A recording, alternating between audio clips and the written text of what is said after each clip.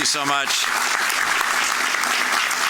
Thank you, President Zabrowski, and thank you also to Chairman Knight. What a inspirational and powerful leader. Well, leaders, both of these men are, and appreciate the support of their wives. Thank you also for our Congressman being here, Bob Goodlatte. Appreciate his service and his leadership at a critical time in our nation's history. It's an honor to be with so many distinguished guests here, parents and friends, and of course the graduating seniors here at SVU. To the class of 2012, congratulations on a job well done. Now, to the parents, the years of investment and prayers have added to this joyful achievement, and you're about to enjoy the new American dream. The new American dream is not owning your own home. The new American dream is getting the kids out of the home you own. Now, quite a few years ago, at a ceremony not unlike this one, I and my fellow graduates followed a tradition of standing and singing one of our high school hymns.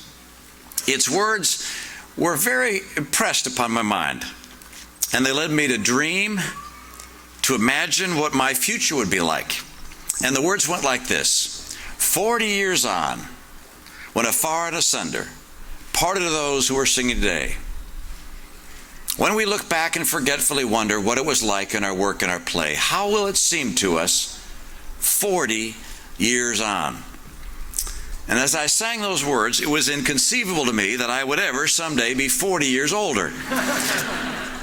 How would my life seem to me 40 years on?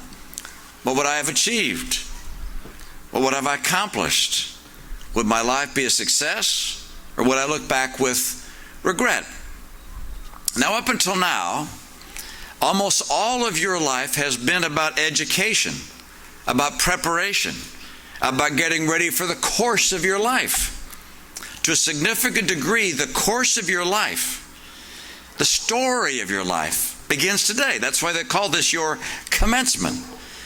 And so the time is finally here for you to write the story of your life. Now, over the last 40 years or so, I have written numerous chapters in the story of my life. And I've watched the story of the lives of my fellow graduates and friends throughout my life. And of course, we see the stories of the lives of people who were in the public arena of various kinds. And all of this has led me to a conclusion that you may find somewhat surprising. Every one of you here today as a graduate can live an abundant life. Every single one of you. You will not all be rich and famous and powerful, but each of you can live an eminently successful, rewarding, abundant life. Now, I'm going to draw a familiar account from the life of the Savior to help me describe what I believe is a secret to abundant living. You recall that Peter and the other fishermen had been unsuccessful in catching fish, and the master directed them to return to their boats, to go out deeper, and to let down their nets again, which they did, and when they did so, they were met with enormous success. These were the words that Luke records that the master spoke. He said this: "Launch out into the deep and let down your nets." Launch out into the deep and let down your nets. In some ways, these words are a metaphor for life. Launch out into the deep. Don't live in the shallows. Live it in the deep waters. Grasp every ennobling experience that's available to you. Embrace every dimension of living that challenges you, that educates you, that elevates you. Live for purposes greater than yourself. Lose yourself in the service of others. Reach beyond the shallowness of selfishness and complacency and mindless conformity and of indulgence. This is the promise. Launch out into the deep and your nets will be filled. How do you do that? Well, getting married is one way of launching into the deep. I'm so glad I found Ann when I was still so young. Combining your life with another person, particularly someone, when a man or women are as different as we are, this combination is extraordinarily challenging and enormously rewarding. Some people could marry but choose to take more time, they say, for themselves.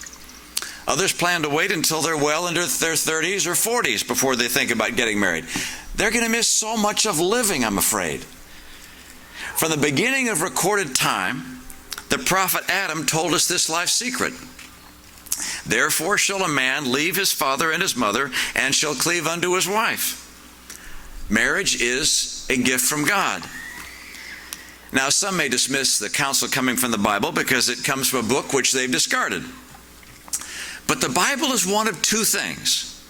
Either it's the Word of God, as I believe, or it's the product of brilliant philosophers and sages who've observed lives and nations and civilizations and history over thousands upon thousands of years. Either way, the Bible is a pearl of wisdom, the distillation of lessons of life. And so when it says, marry, listen. Now, bringing children into the world is also launching into the deep. I had friends who weren't sure whether they wanted to have kids. They told me they were going to buy a dog first to see how that went. A dog. I guess I shouldn't be too critical, because as a teenager, I used to look at little kids and wonder what it would be like to have one. They cried all the time, they were intrusive, and they always seemed to have something coming out of their nose. It is a challenge to raise and nurture a child. Some years ago, Ann and I were invited to speak to students at Harvard Business School to describe our choice of careers. We would be joining two other couples doing that, and in the other couples, both spouses, husband and wife, had professional careers. Ann was the only one who was a mother full-time. Her career was one that made her reluctant to address this body. She wondered how she would defend her choice to an audience at Harvard. And she was the last of the six of us to speak.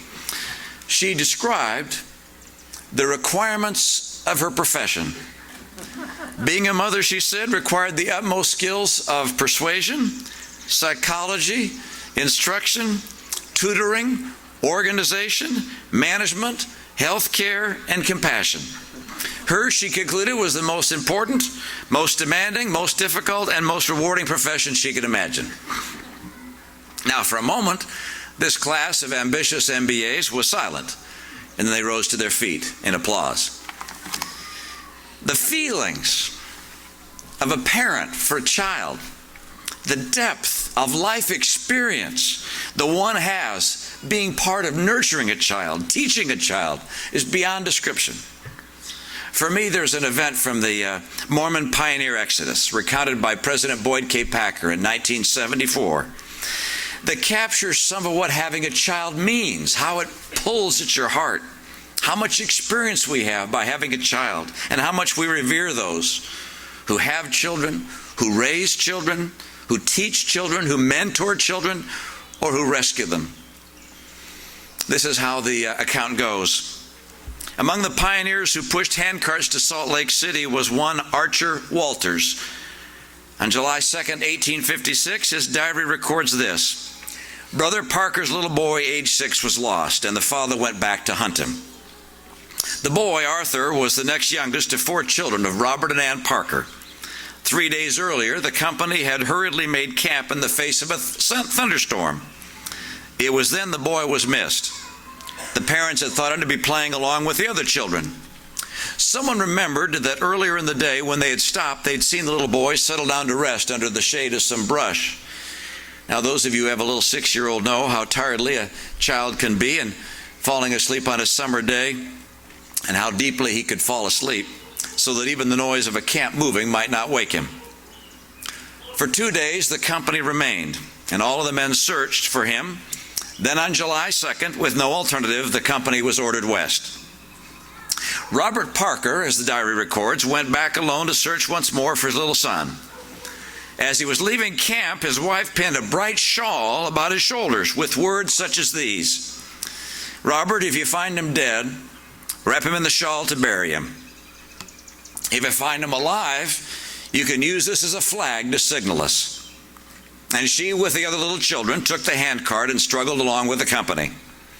Out on the trail each night, Ann Parker kept watch. At sundown on July 5th, as they were watching, they saw a figure approach from the east. Then the rays of the setting sun, she saw the glimmer of the bright red shawl. One of the diaries records, Ann Parker fell in a pitiful heap upon the sand, and that night, for the first time in 6 nights, she slept.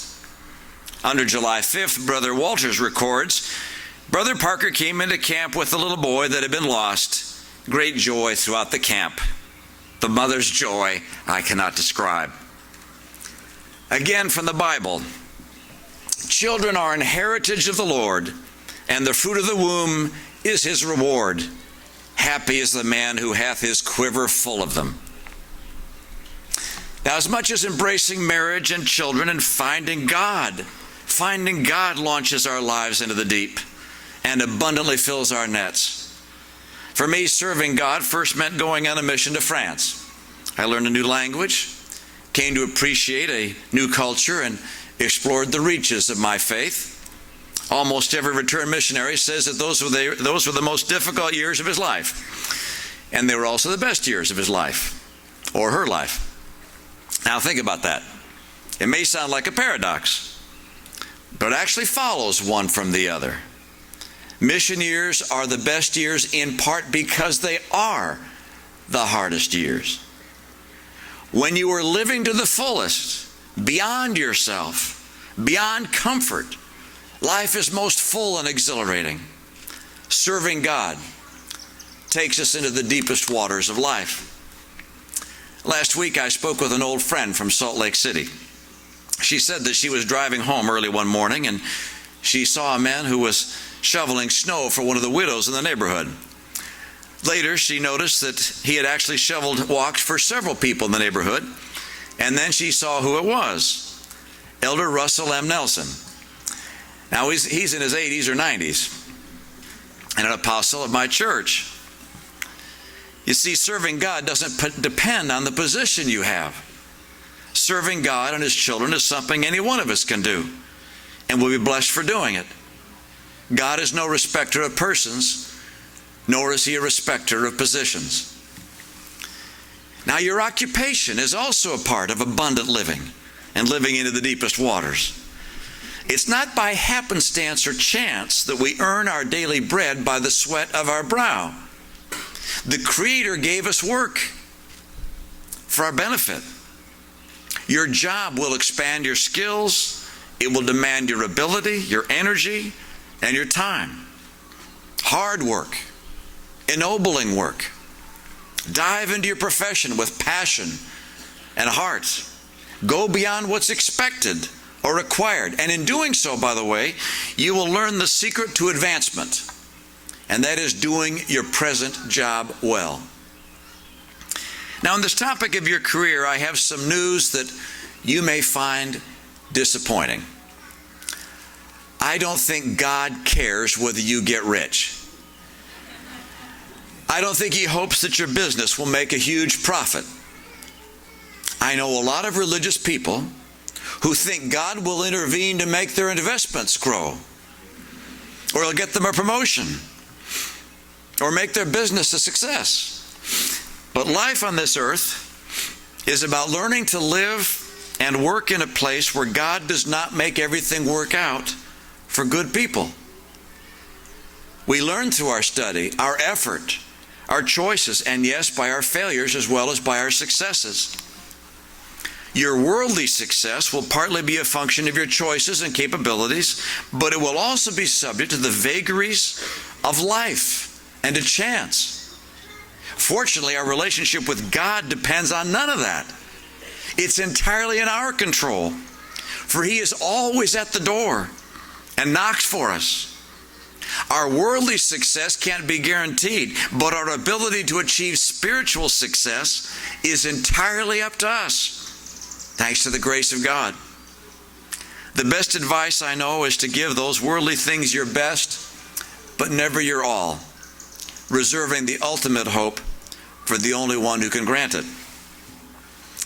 Now, in addition to your marriage and children and your occupation and serving God and becoming closer to him, You may have some other unique opportunities to jump into the deep waters of life. I was presented with the opportunity for public service. Anne, who's a mother of 5 boys, has been able to help shape the lives of many, many dozens of young women.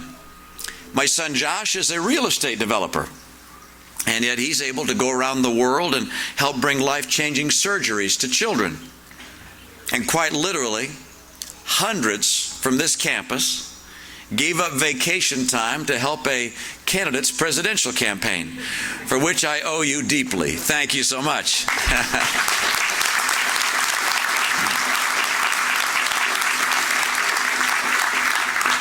And so you're about to write new chapters of your life story. Give yourself a lot to write about. You only live one life. Don't spend it in safe, shallow water. Launch out into the deep. If you meet a person you love, get married. Have a quiver full of kids if you can. Give more to your occupation than is expected. Serve God by serving His children. Seize any opportunity that might come along that will expand your mind and challenge your abilities. Living life to the fullest. Venturing into the deep waters of life promises an abundance of experience and joy. 40 years on, you'll smile with satisfaction, anxious for the next chapter in your life story. God bless each of you, and God bless this great country. Thank you.